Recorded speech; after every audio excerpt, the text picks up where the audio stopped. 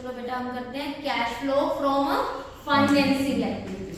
ठीक है, ये बहुत इजी है कैश फ्लो स्टेटमेंट का। Cash flow from financing activity. Finance का अरेंजमेंट कहाँ से होता है? या तो हम खुद का पैसा लेते हैं या फिर क्या करते हैं, हम बोरो करते हैं। खुद का पैसा लगाते हैं उसको क्या बोलते हैं, कैपिटल, और बोरो करते हैं उसको क्या करते हैं, बोरो। ऐसे ही कंपनी क्या करती है, एक तो कैपिटल के थ्रू मनी रेज करती है, मतलब दो चीजों से ही मनी रेज हुई, फर्स्ट कैपिटल, सेकंड बोरो। तो यहाँ पे भी आपकी जो फाइनेंसिंग एक्टिविटी में है दो ही आइटम आती है, क्या, एक तो कैपिटल और सेकंड बोरोइंग्स। कैपिटल में आपका मतलब यहाँ पे जो कैपिटल रेज होती है उसको किसके क्या बोलते हैं, शेयर के थ्रू रेज होती है, इसलिए क्या बोलते हैं, शेयर कैपिटल। शेयर कैपिटल दो तरह के शेयर से रेज होती है, किससे, equity share and preference share. ठीक है, बोरोड मनी मतलब आपकी कौन सी बोरोड मनी आपकी इसमें, long term borrowings and short term borrowings, दोनों तरह की बोरोइंग्स आती है, लॉन्ग टर्म भी आती है एंड शॉर्ट टर्म। ऑब्वियसली बात है कि कैपिटल और बोरोड मनी अगर आपकी इंक्रीज होती है तो कैश का क्या होता है, इनफ्लो, तो मनी क्या क्या आएगा इसको, प्लस। ठीक है, अगर ये डिक्रीज होती है तो कैश का क्या होता है, आउटफ्लो, तो क्या करेंगे, माइनस। ऑब्वियसली अगर पिछले साल हमारे पास ₹1,00,000 का लोन था और इस साल ऐसे बैलेंस शीट बनी होती है, इस साल हमारा हो गया 1,50,000 का लोन, तो क्या हो गया, लोन की अमाउंट इंक्रीज हो गई। पहले लाख का था, अब हो गया 1,50,000 का, क्या हो गया, इंक्रीज हो गई। तो हमारी बोरोड मनी क्या हो गई, इंक्रीज हो गई। हमने बोरोड को देखना नहीं, हमने किसको देखना है, कैश को। तो बिजनेस में कैश का क्या हो गया, इनफ्लो, तो कैश इंक्रीज हो गया तो 50,000 क्या कर देंगे, प्लस। जब पिछले साल का लोन 1 लाख का था और अब हो गया कितने का, 80,000, तो 20,000 क्या हो गए, माइनस, डिक्रीज हो गए। तो इसका मतलब हमारे क्या हो गया, लोन की हमने क्या कर दी, पेमेंट कर दी। 20,000 का क्या हो गया, कैश का आउटफ्लो, तो ये क्या कर देंगे हम, माइनस। तो इस केस में 50,000 क्या हो जाएंगे, प्लस, और इस केस में 20,000 क्या हो जाएंगे, माइनस। पॉइंट समझ आया? तो इसमें क्या आती है आपकी, सिर्फ दो आइटम, शेयर कैपिटल एंड, अगर इंक्रीज होगी तो कैश का इनफ्लो, डिक्रीज होगी तो कैश का आउटफ्लो। ठीक है जी, समझ आ गया?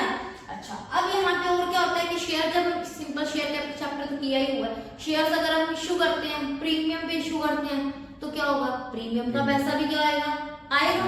तो SPR issue premium on issue of share, इससे क्या होता है, कैश का इनफ्लो। ठीक है जी।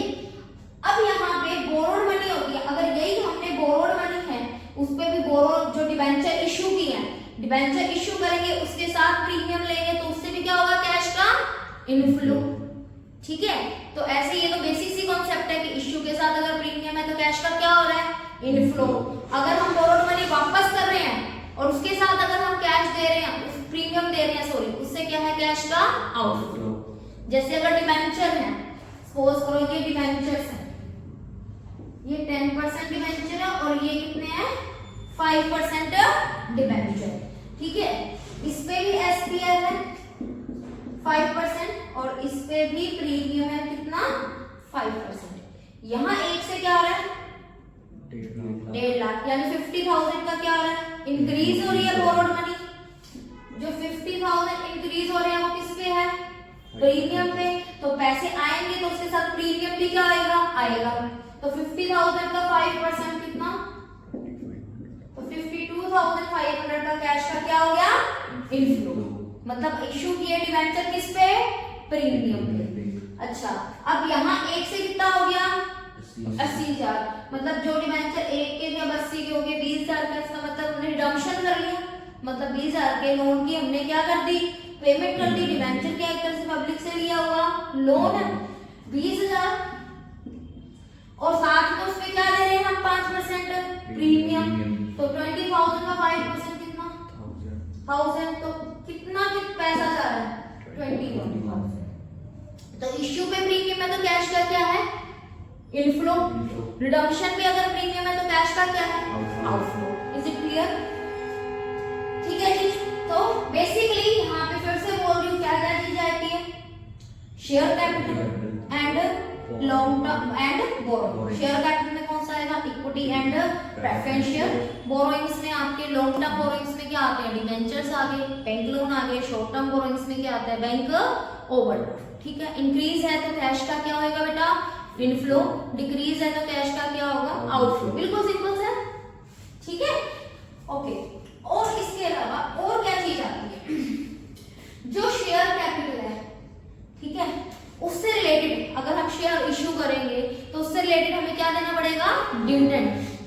तो यहाँ पे हमने दो तरह के डिविडेंड पढ़े थे, कौन कौन से, interim dividend and proposed dividend. तो यहाँ पे शेयर से रिलेटेड क्या आता है आपका, proposed dividend and interim dividend. Obviously ये डिविडेंड आप क्या करोगे, पे करोगे, तो इससे कैश का क्या होगा, आउटफ्लो। ठीक है।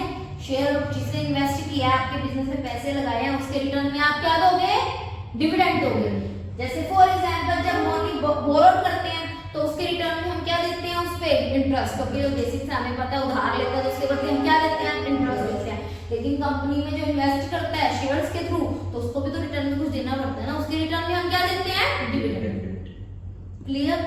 ठीक है। तो बोरोड मनी पे हम क्या पे करते हैं, जो बोरोइंग आएगी तो उससे रिलेटेड क्या आएगा, इंटरेस्ट पेड, और ये क्या करेंगे, ठीक है जी। अल्टीमेटली यहाँ पे क्या आ रहा है, share capital and borrowed money. Share capital and borrowed money increase होगी तो कैश का क्या होगा, इनफ्लो। डिक्रीज होगी तो कैश का क्या होगा, आउटफ्लो। शेयर कैपिटल के रिलेटेड इक्विटी और प्रेफरेंस शेयर होल्डर को हम क्या देंगे, डिविडेंड। कौन कौन से, प्रपोज्ड एंड इंटरिम डिविडेंड। ये आपको किसमें गिवन होंगे बेटा, एडिशनल इंफॉर्मेशन में दिए हुए तो आप पे कर दो, नहीं तो मत करो। इसमें आपको अगर रेट दी हुई है, रेट से अपने आप कैलकुलेट नहीं करना जब तक वो क्वेश्चन में ना बोले कैलकुलेट करने को कि डिविडेंड आपने पे करना है। ठीक है। केस 1 तो क्या होगा, एडिशनल इंफॉर्मेशन में प्रपोज्ड और इंटरिम डिविडेंड गिवन होगा, सीधा वही अमाउंट यहाँ पे क्या कर देंगे, माइनस। ठीक है जी। दूसरा केस क्या हो सकता है, डिविडेंड की अपने को रेट दी हुई, पर रेट पे आपने डिविडेंड कब कैलकुलेट करना है, जब क्वेश्चन में बोल ले तो, नहीं तो तुमने अपनी मर्जी से डिविडेंड पे नहीं करना। लेकिन बोरोड मनी पे अगर आपको इंटरेस्ट रेट दी हुई है तो आपने पे करना ही करना है। इसके पीछे लॉजिक क्या है कि हम मालिकों को पैसा दे ना दे, लेकिन अगर हमने उधार लिया उस पे हम ब्याज पे करेंगे। तो हमने बोरोड मनी पे तो इंटरेस्ट पे करना ही करना है, डिविडेंड की कोई श्योरिटी नहीं है। बोले एडिशनल इंफॉर्मेशन में डिविडेंड पे करने को बोला है तो पे करेंगे, नहीं तो नहीं करेंगे। Is it clear? इसको एक फॉर्मेट की फॉर्म में लिख देती हूँ, फिर इंटरेस्ट कैलकुलेट करना सिखा।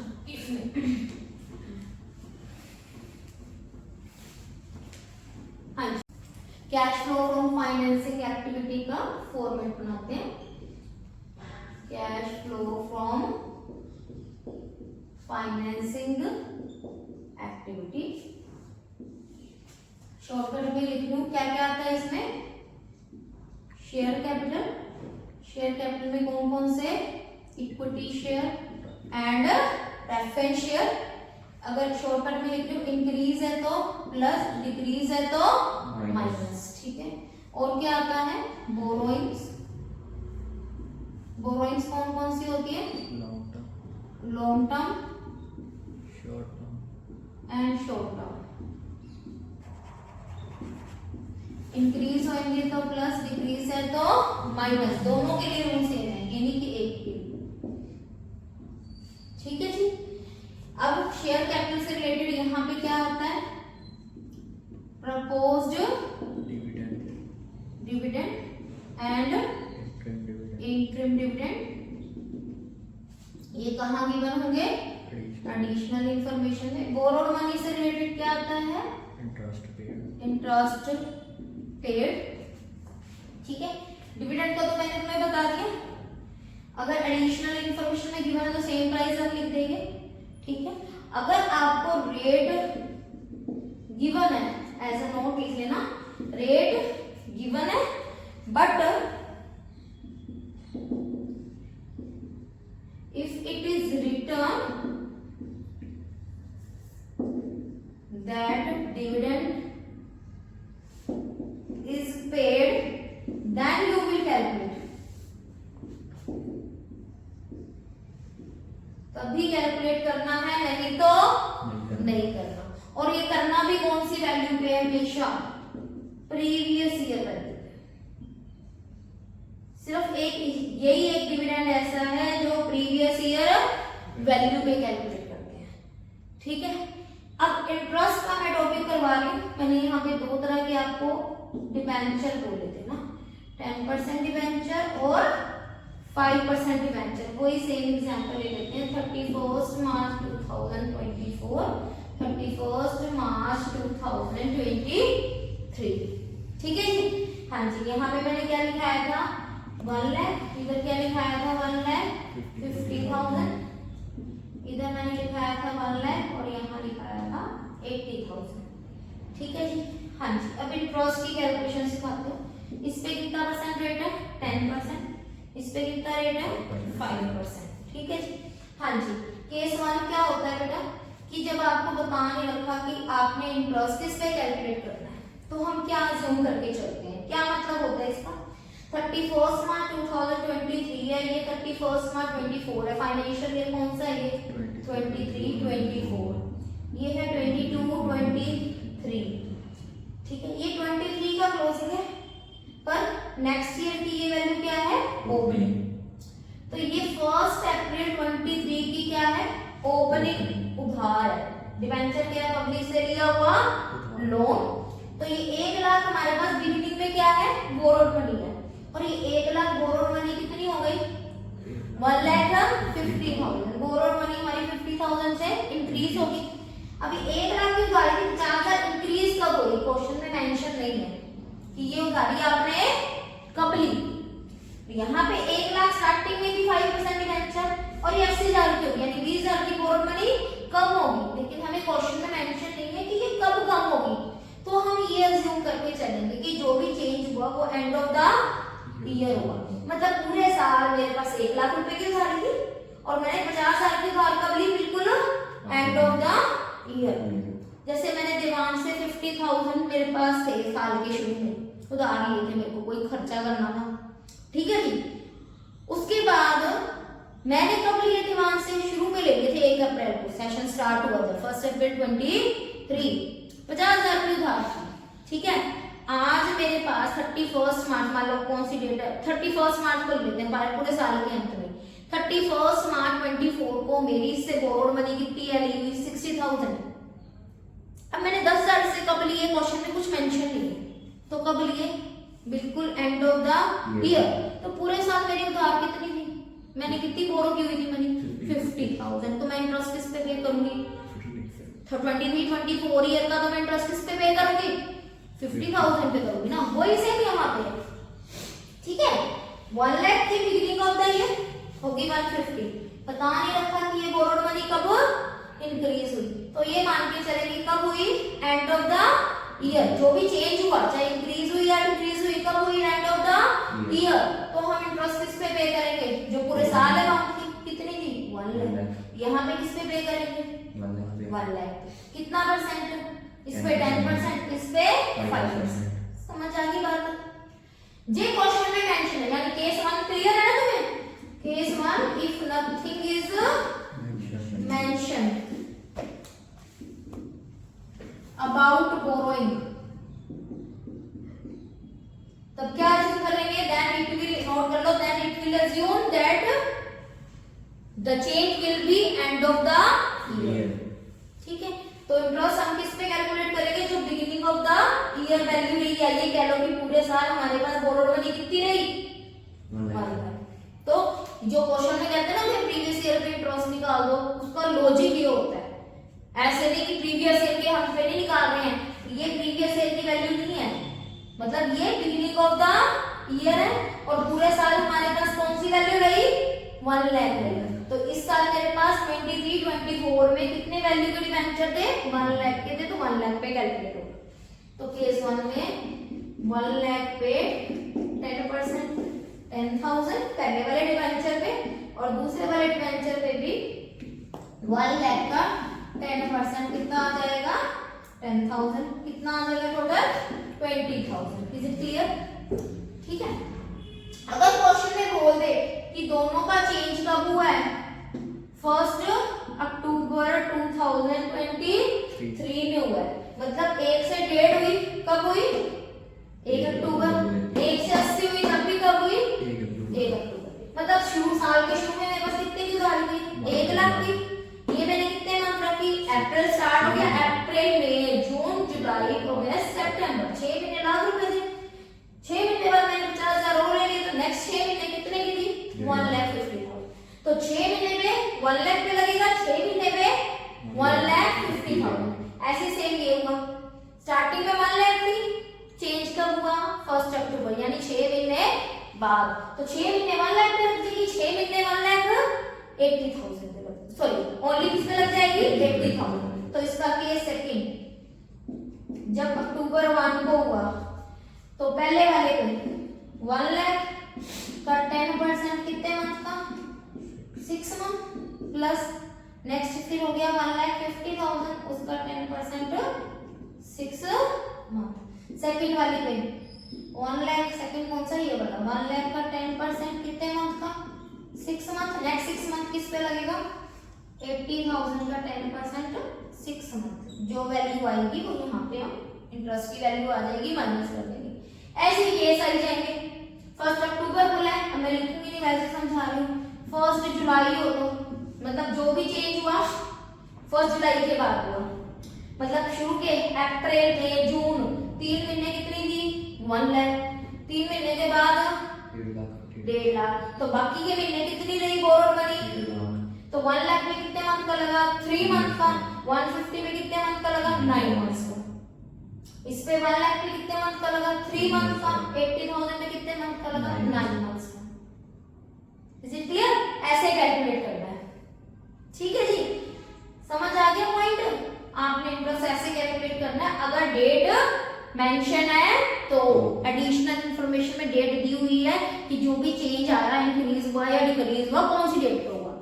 लेकिन ये चीज यहाँ याद रखना कि आपको शेयर के साथ रेट दी हुई है, इक्विटी की और प्रेफरेंस शेयर की क्या दी हुई है, डिविडेंड रेट दी हुई है। और इसका भी बता रखा है कि 1 अक्टूबर में चेंज आया। जैसे इक्विटी शेयर 1 लाख थे, 1,20,000 होगी, कब हुआ ये, 1 अक्टूबर। इस वाले में डेट मैटर नहीं करती रोज। इस पे आपने जब भी लगाना है डिविडेंड, कौन सी वैल्यू में लगाना है, प्रीवियस ईयर। ठीक है, 2 रूल है इस पे। डिविडेंड की रेट दी हुई है और बोला है डिविडेंड कैलकुलेट करो, तो इंटरेस्ट में आपके मंथ भी मैटर करते हैं और आपकी अमाउंट भी मैटर करती है।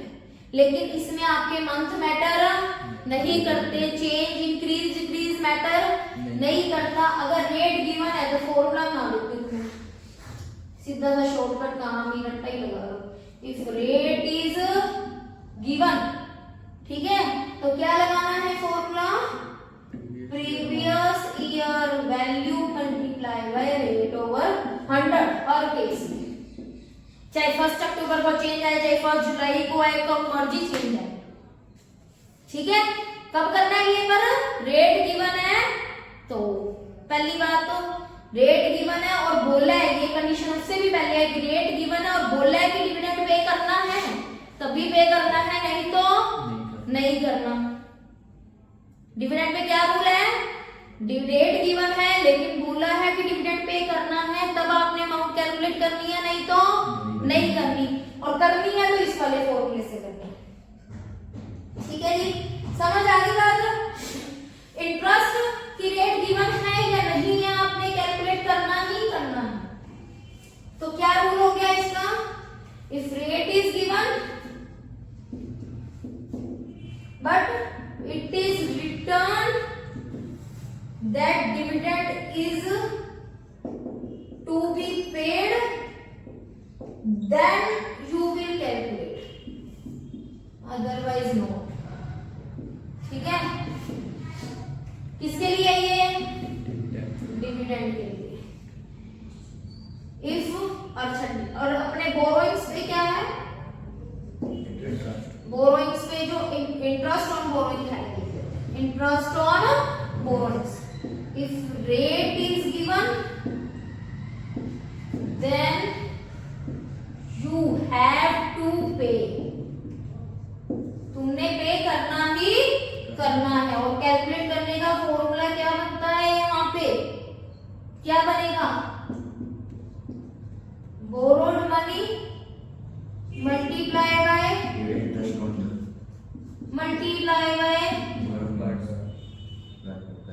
ठीक है, मतलब 1 अप्रैल से स्टार्ट कर देना, कितने मंथ तक रही है बोरोड मनी, कुछ मेंशन नहीं है तो through out the year same रही है। कौन सी? जो बिगनिंग ऑफ द ईयर थी, जिसको हम प्रीवियस ईयर वैल्यू भी कह देते हैं। Is it clear? ठीक है जी। तो again cash flow from financing activity में क्या आती है? Only 2 item, share capital and borrowings money. Share में इक्विटी और प्रेफरेंस, बोरोइंग में long term and short term. Increase है तो कैश का इनफ्लो, डिक्रीज है तो कैश का आउटफ्लो। ठीक है, शेयर होल्डर से रिलेटेड हम क्या करेंगे? डिविडेंड पे करेंगे, और बोरोड मनी पे क्या करेंगे? इंटरेस्ट पे करेंगे। डिविडेंड के क्या कॉन्सेप्ट है? अगर एडिशनल इंफॉर्मेशन में डिविडेंड दी हुई है तो एज इट इज वैल्यू लिख दो। रेट गिवन है, कैलकुलेट करने को बोला है तो हमने करना है, और करना भी कौन सी वैल्यू पे है? प्रीवियस ईयर वैल्यू पे, और रेट ओवर 100 मंथ का उस पे रूल अप्लाई नहीं करना। ठीक है, समझ आ गई बात? और आपने बोरोड मनी पे अगर रेट दी हुई है तो इंटरेस्ट आपने कैलकुलेट करना ही करना है, और उसमें मंथ कंसीडर होएंगे। बाकी अकॉर्डिंग टू केस की, अगर क्वेश्चन में कुछ मेंशन नहीं है कि आपने किस अमाउंट पे, मतलब आपकी जो बोरोड मनी में चेंज हुआ है वो कब हुआ है, तो हम कौन सी वैल्यू पे करेंगे? प्रीवियस ईयर वैल्यू, जिसको कह लो कि बिगिनिंग ऑफ द ईयर है। 1 अक्टूबर को बोला है चेंज हुआ तो 6 महीने, पिछली पे 6 महीने, न्यू वाली पे 1 जुलाई को हुआ तो 3 महीने, पिछली पे 9 महीने, करंट वाली पे बाकी अकॉर्डिंग टू क्वेश्चन जो भी मंथ दे रखे हैं।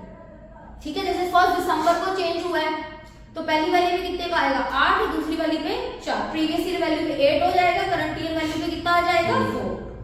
ठीक है, क्लियर? कोई डाउट है? हाँ जी बेटा, आप कर लेते हैं। अपन cash flow for financing activity का एक सम कर लेते हैं। ठीक है, cash flow from financing activity क्या आता था बेटा? फाइनेंसिंग एक्टिविटी में ओनली 2 चीजें आती है जिससे कैश का इनफ्लो एंड आउटफ्लो होता है। क्या? Share capital. शेयर कैपिटल में क्या आता है? Equity and preference, borrowings long term and short term. Long term में क्या आता है? बैंक लोन, डिवेंचर्स वगैरह। शॉर्ट टर्म बोरोइंग्स में आते हैं बैंक ओवरड्राफ्ट वगैरह। तो हम इसमें देख लेते हैं शेयर कैपिटल क्या आता है? इक्विटी और प्रेफरेंस दोनों है। इंक्रीज होगा तो कैश का इनफ्लो, डिक्रीज है तो कैश का आउटफ्लो। ठीक है, हाँ जी। और क्या आती है? Long term borrowings and short term borrowings. Long term borrowing में आता है डिवेंचर, बैंक लोन क्वेश्चन में है नहीं। शॉर्ट टर्म बोरोइंग में आता है आपका bank overdraft and cash credit. ठीक है, हाँ जी। यहाँ पे एसटीआर दिया हुआ है, एसटीआर भी देख लेंगे क्योंकि सिक्योरिटी प्रीमियम रिजर्व से अगर कैश का इनफ्लो हुआ है, शेयर के इश्यू के टाइम अगर प्रीमियम है तो कैश का क्या होगा? इनफ्लो। अगर रिडम्पशन के टाइम है तो कैश का आउटफ्लो। यहाँ लिखा हुआ फ्रेश इक्विटी शेयर्स पर इश्यू एट प्रीमियम ऑफ 10%। ठीक है, तो 10% प्रीमियम पे इश्यू की है। देखो ये 21 है, ये 22 है, ये प्रीवियस ईयर, ये करंट ईयर। 20 लाख थे, 20 लाख से 30 लाख हो गए, मतलब न्यू जो शेयर्स इश्यू किए वो 10 लाख है। 10 लाख से कैपिटल रेज हुई, 10 लाख जो इश्यू किए वो 10% प्रीमियम पे किए, तो 10 लाख ओरिजिनल प्राइस होगी प्लस एसपीआर 10 लाख का 10% कितना आ गया? 1 लाख। तो कितने की आपकी शेयर कैपिटल रेज होगी? 11 लाख। ठीक है, तो ये 11 लाख लिखेंगे यहाँ पर। ठीक है, ये देखो एसपीआर दे भी रखा है 1 लाख का, नहीं करना है तो भी, मतलब अगर यहाँ पे ना भी दे रखा होता है किस पे इश्यू किया तो ऑब्वियसली लास्ट में 0 था, 1 लाख हो गया, तो एसपीआर क्या हो गया? इंक्रीज हो गया। अलग अलग भी लिख सकते हो आप इसको। इश्यू ऑफ शेयर्स कितने से कैश का इनफ्लो हुआ? 10 लाख से। 10 लाख से कैश का क्या हुआ, इनफ्लो। इनफ्लो हुआ तो हम क्या कर देंगे, प्लस। इसके बाद सिक्योरिटी प्रीमियम रिजर्व, चाहे इसको ऐसे ऐड करके भी सकते, 10 लाख प्लस 1 लाख, ठीक है, जैसा ठीक लगता है वैसे करो, 1 लाख। उसके बाद इक्विटी के बाद देखना है हमें कौन से है, प्रेफरेंस शेयर। प्रेफरेंस शेयर से देखो बेटा 2 लाख, अब कितने हो गए, 1 लाख, ठीक है। इसमें कोई यहाँ बताने था रिडम्पशन हमने प्रीमियम पे किया, कुछ नहीं कर रहा, तो 2 लाख से 1 लाख हो गए। प्रेफरेंस शेयर क्या हो गए बेटा, डिक्रीज हो गए। डिक्रीज हो गए तो हम क्या कर देंगे, माइनस। इसको बोलते हैं रिडम्पशन ऑफ प्रेफरेंस शेयर। कितने के डिक्रीज हो गए, 1 लाख। 3 आइटम आती है, 2 आइटम आती है, share capital and borrowing. Share capital में इक्विटी और प्रेफरेंस हो गया। अब बोरोइंग्स में चलते हैं। बोरोइंग्स में यहाँ पे डिवेंचर 8 लाख थे, 8 लाख से कितने हो गए, 2 लाख। इंक्रीज हो गए, इंक्रीज हो गए तो क्या हो गया, कैश का inflow. Issue of debenture 2 lakh plus में हो जाएंगे। उसके बाद मैंने क्या बताया था तुम्हें, शेयर कैपिटल पे हम क्या करते हैं, इंटरेस्ट पे करते हैं। बोरोड सॉरी गलत बोल गई, शेयर कैपिटल पे क्या पे करते हैं हम, डिविडेंड पे करते हैं। और बोरोड मनी पे क्या पे करते हैं हम, इंटरेस्ट पे करते हैं, ठीक है। तो शेयर कैपिटल पे डिविडेंड कब पे करते हैं, जब क्वेश्चन में बोल रखा हो डिविडेंड पे करना है, नहीं तो हमने पे नहीं करना। एडिशनल में देखो यहाँ पे कोई डिविडेंड नहीं है, ना प्रपोज्ड है ना इंक्रीमेंट, ठीक है। यहाँ प्रेफरेंस के साथ रेट दी हुई है, बट बता नहीं रखा कि डिविडेंड पे करना है। जब तक नहीं बता रखा तब तक पे नहीं करना, क्लियर। फर्स्ट केस यहाँ पे लिखा होगा dividend paid, propose dividend paid, interim dividend paid, फिर तो हम वो वैल्यू माइनस कर देते हैं कि पे कर दिया, कैश का आउटफ्लो हो गया। सेकंड, अगर यहाँ रेट दी हुई है उसके साथ आपको एडिशनल में मेंशन होगा कि डिविडेंड आपने पे करना है, तब आप पे करोगे, नहीं तो नहीं करोगे। और करना होता तो कौन सी वैल्यू पे करते, इसका क्या रूल था, previous year value multiply by rate over 100, मतलब 2 लाख का 10% हम पे करते, ठीक है। अगर बोला होता तो रेट दी है नहीं दी है, जब तक रेट दी है उसका कोई मतलब नहीं है, जब तक क्वेश्चन में मेंशन नहीं है कि डिविडेंड पे करना है। डिविडेंड हमने बिना कहे पे नहीं करना। सेकंड, बोरोड मनी में हम जो डिबेंचर इस पे इंटरेस्ट रेट, इस पे तो इंटरेस्ट पे करना ही करना है अगर रेट दी हुई। अब इसमें 10% रेट दी हुई, हम इंटरेस्ट पे करेंगे।